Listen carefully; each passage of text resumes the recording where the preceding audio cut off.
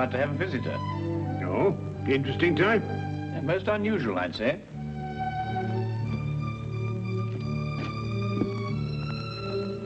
I don't see anyone. My dear Watson, the street is hardly deserted.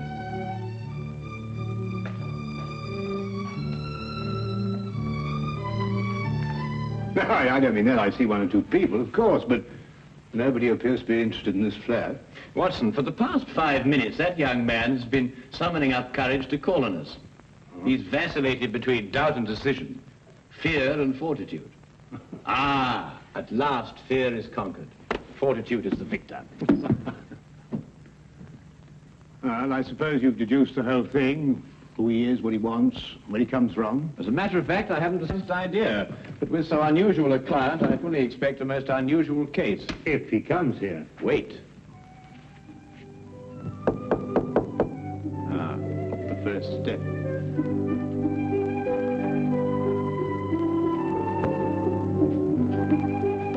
Is this Mr. Holmes' flat? It is. Won't you come in?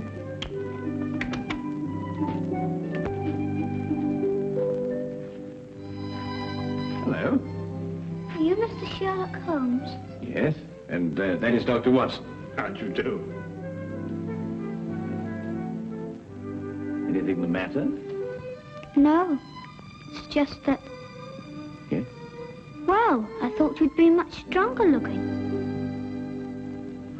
Oh, well, I'm really quite strong, you know. I can tear dictionaries in half. Can you really? Yes, of course, and I'd show you if I had a dictionary handy. Well, what I've come to see you about will take brains. Well, I think Mr. Holmes has an ample supply of those. Now, wouldn't you like to sit down? Oh, thank you. Hello there, my boy. Cup of tea? No, thank you, sir. I'd like to get right down to business. Oh, good. Well, my name is Andrew Fenwick. I'm 11 years old, and I live at number 17 Dudley Court, Upper Spearmint Street. Splendid. Now, what appears to be your difficulty? Mr. Holmes, my father's disappeared. Disappeared? Yes, sir. His name is Herbert Fenwick. He's a bookkeeper at Rondale Industries. He's tall and wears glasses. Will you find him for me? I'll do my best, Andrew, but first you'd better tell me the whole story, and anything else that may matter. Well, sir, Dad's always been the happiest and most wonderful person in the world. Each night he'd come home and joke and tell funny stories. And every Sunday we'd take bicycle trips or fly our kites or something like that. You might see he was a pal of mine instead of just a father. I understand. Go on. Well, sir, starting a few months ago, Dad began to act in a very peculiar manner. You mean he stopped being your pal? It was more than that, Mr. Holmes. Dad began to leave the house for days at a time. He wouldn't tell Mum and me where he was going or when he'd come back. Just acted mysterious and was as jumpy as a cat. When was the last time you saw your father? Over 3 weeks ago. That's why I'm so worried. Usually he'd be gone for a day or two. Mr. Holmes, I'll give odds he's in some sort of trouble. And I bet Jack Driscoll is behind it all. Jack Driscoll? Yes, sir. Just before Dad left, the last time, he told Mum and me what to say in case this Jack Driscoll came round the house looking for him. We were to say that Dad had gone to Scotland to visit his brother. And that's got me worried too. Why? Because Dad hasn't got a brother. Have you ever seen this Mr. Driscoll? No, sir, I haven't.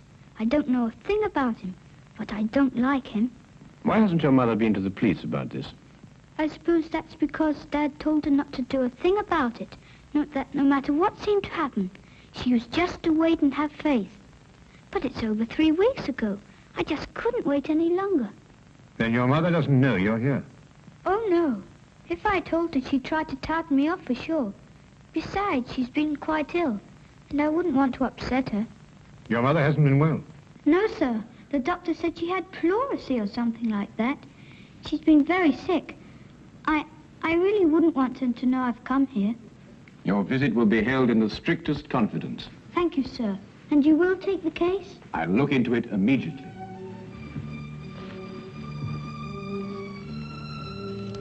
I hope this will be enough to retain your services. Oh, well, no, that won't be necessary, Andrew. But I insist. It's £2 6 shillings. It's all my own money, and I saved every bit of it. Now, I think you'd better hold on to it. Perhaps you can do me a good turn someday. No, sir. A business deal is a business deal. Pay on the line and no welching on dips, I always say. Very well, Andrew. It's a deal. But £2 6 shillings is far too much. I'll settle for £1. Really? £1 enough? Quite enough, Andrew.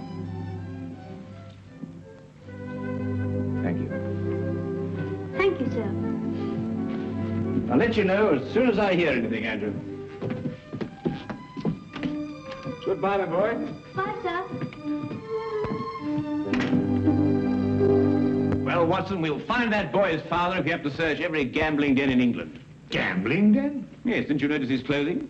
Well, I suppose so. Nothing extraordinary there. On the contrary. The shoes were most expensive, but the coat was threadbare.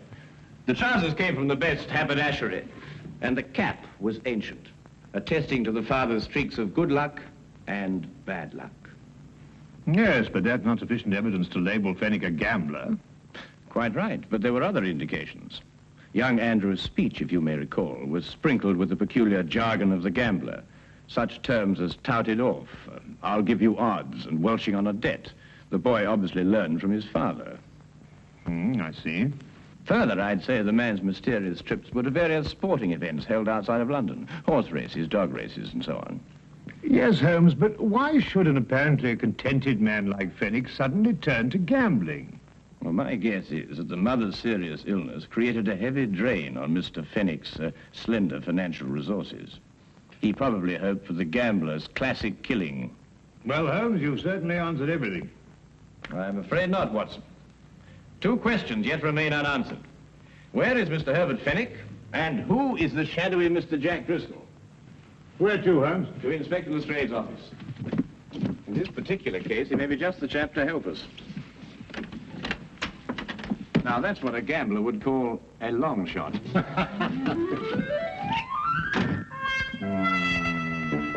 Driscoll. Jack Driscoll. Oh, yes, I remember him. He was in the coal business. Oh, no, Lestrade. I don't believe the Driscoll you're referring to has any bearing on this case. Stockbroker? No, I don't think so. Parliament? No. Railways? No. Musician? What?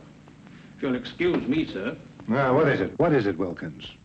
Jack Driscoll, sir. Alias Jack Ellerslie, alias Gerald Jackson, sir. Arrested 1891, suspicion of murder, released. Arrested 1892, burglary, convicted and served 1 year. Arrested 1894, suspicion of forgery, released. At present believed involved in illegal bookmaking practice. Whereabouts unknown, sir. Now, that unsavory brew sounds much more like our cup of tea. Tell me, Lestrade, in which of the various sporting spheres is Mr. Driscoll most active?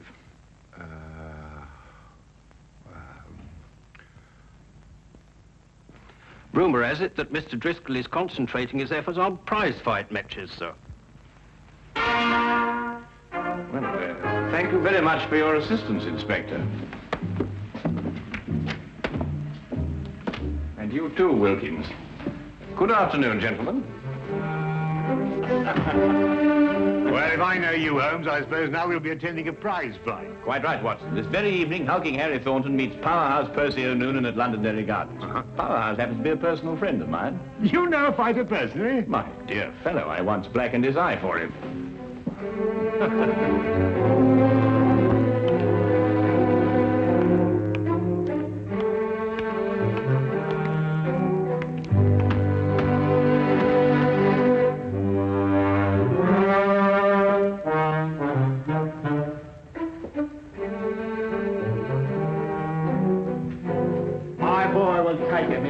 Because he thinks. That's the kind of fighter I like, a fighter with brains. A very good combination, Mr. Finnegan. The best. Sometimes you makes a mistake. You sees a fighter what? It's hard, and you think maybe you got a champion. But if he don't think, nothing. You understand? Oh, yes, perfectly. Tell me, Mr. Finnegan, have you got... Excuse me. It's time Percy got started now. You can take him up now.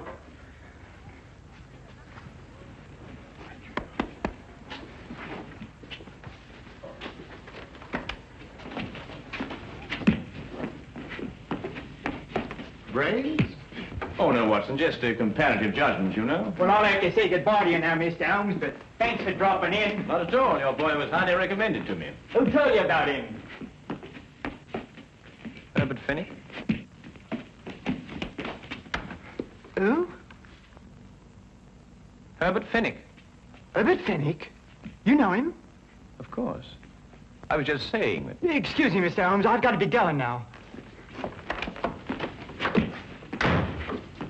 Curious reaction. Perhaps not so curious, Watson. The proper use of that name may open several tightly barred doors. Proper use? What do you mean, Holmes?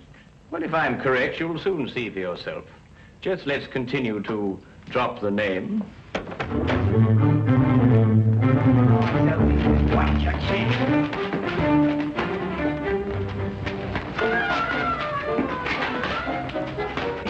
That's it now. Hold it. Hold it now. Keep your eyes open. Right.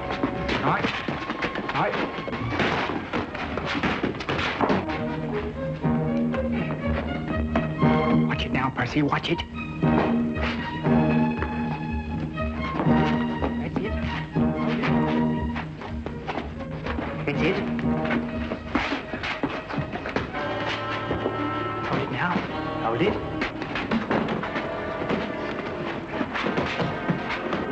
That's the boy. Keep your eyes open. Keep your eyes open. Now! I tell you to keep your eyes open. Get up!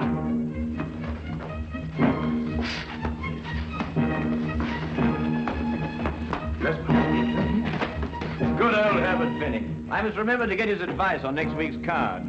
You know, it's a pity poor old Bert Fennick couldn't come with us this evening. Yes. Do you know what old Herbert Fennick told me this morning? No, what did Herbert Fennick tell you this morning?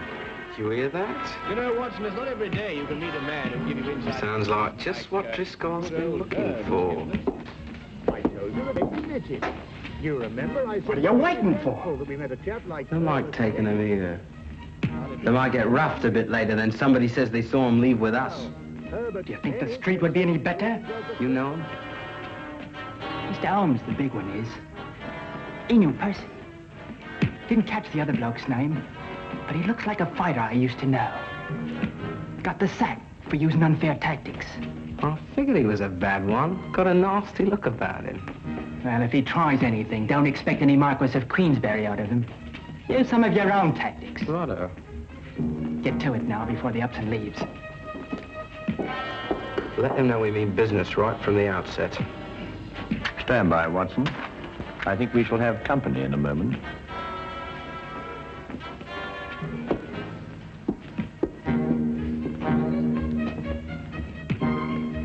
I beg your pardon? Herbert Fennick a friend of yours? Yes, but I don't see why. You come with us. Certainly not. Who are you? It will be much easier on you if you don't make a fuss. Where are we going? To see a gentleman who would like to talk to you about Mr. Fenwick.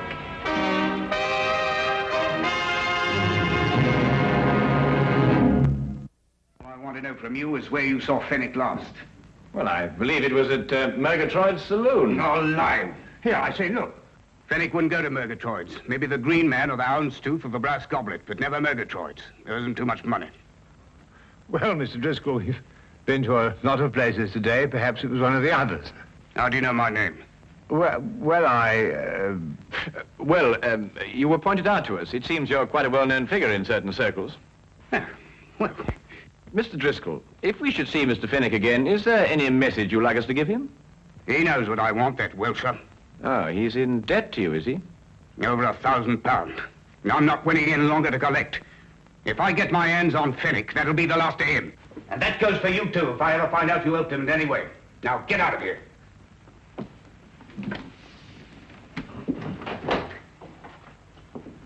Good evening, gentlemen.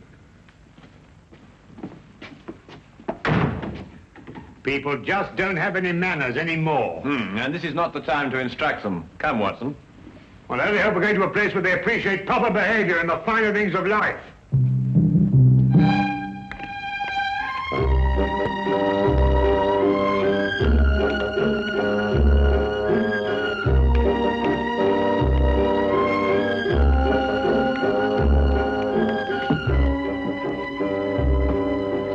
sorry, Governor. Not at all, sir. Not at all. Oh, really, Holmes? We've been to the Coach and Horses, the Green Man, the King's Head. We've interviewed dozens of disreputable characters. Must we go through all this process again? I'm afraid so, Watson. It's the only place that we can obtain some further information as to Fenwick's whereabouts. No. Oh, barman. Yes, sir? 2 pints of mild and bitter, please. Oh, and some information. Mild and bitter's cheap, sir. But not the information, eh? Oh, no, sir.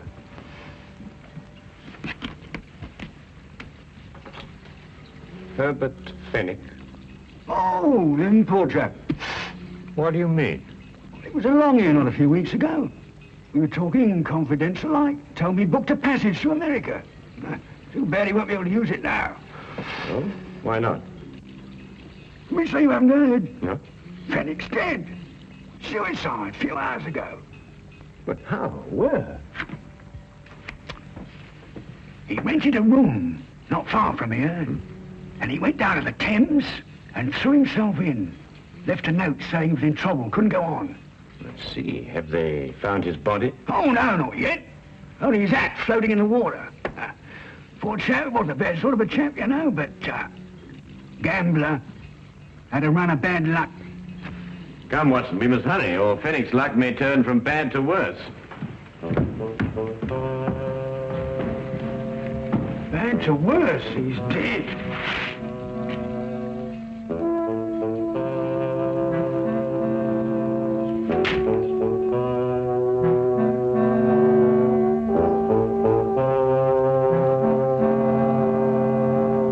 Well, there you are, Holmes. What more do you want? The body. Oh, we'll soon find that. There's no doubt about that. The river patrol's dragging the Thames already. I assure you, Inspector, Herbert Fenwick is still alive. Then why should he write a suicide note? Surely the question is, why should Fenwick write a suicide note in such explicit detail?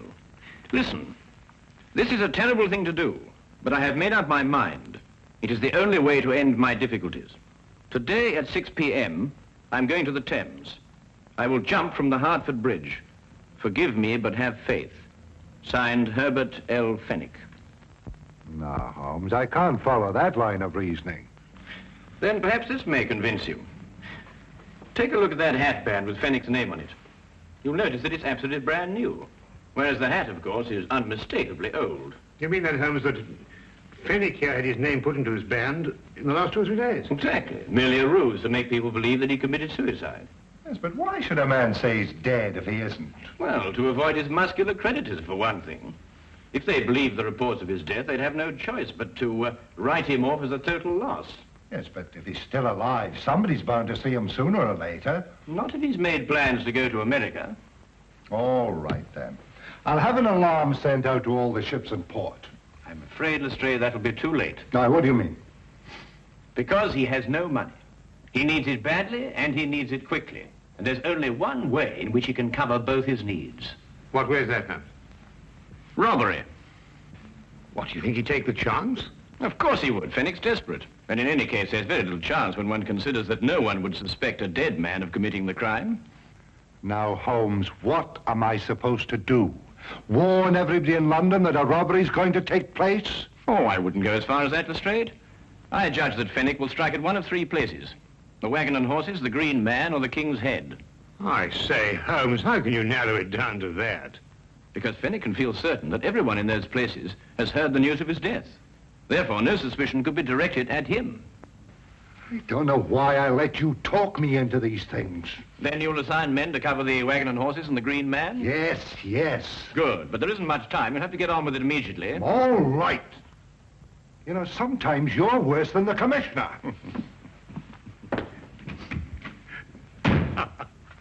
Tell me, Holmes, what about the King's Head? Ah, that will be our little project, Watson. But first, I want you to carry out a mission of the utmost importance. Now, listen to me closely. You have the boy.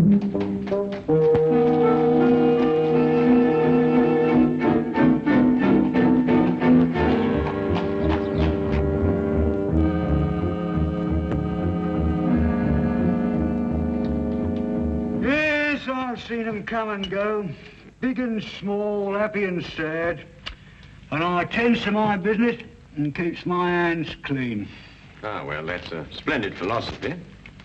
Yeah? It's getting near closing time. Oh, yes, sir. So it is.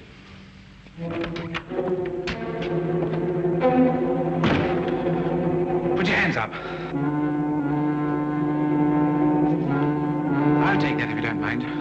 I'm sure he does, but then he has very little choice, has he? You, get over there. Go on, hurry up. You two. Go on. I'm sorry, Holmes. We had a bit of difficulty again. Oh, no. I've got him, Fenwick. What? Brilliant job, Fenwick. Absolutely brilliant. Dad!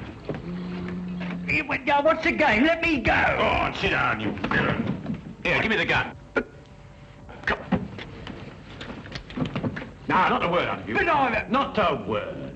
Dad, is it really you? Of course it is, Andrew. Your father has been working on a special assignment for the Secret Service. Haven't you?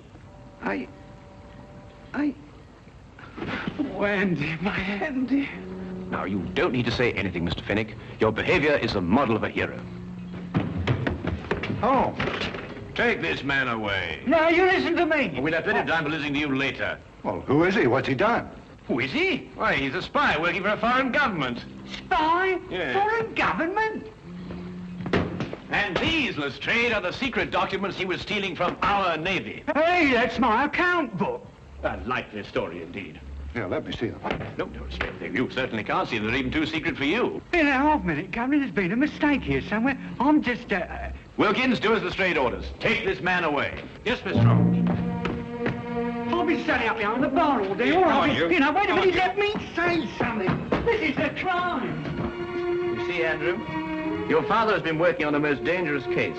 During the secret investigations, quite naturally, he couldn't tell you anything about his activities. However, I think that he can now remove his disguise. Yes, of course. Gosh, Dad, Mum and me were so worried. Your father is really to be congratulated, Andrew. You see, the Foreign Office chose him specially for this very important task because no one in the underworld would have suspected him of being connected with the law. Mr. Holmes, I don't quite know how to thank you. Well, Fenwick, now the job is done. Of course, you'll have to return to your old job and take up the strings of your old life again. But if I know you, you'll work hard, meet all your obligations, and carry on like the splendid citizen you are. That's just what I'm going to do. I'll never leave my family again. Then good night, Mr. Fenwick. And good luck. Come on, Andy.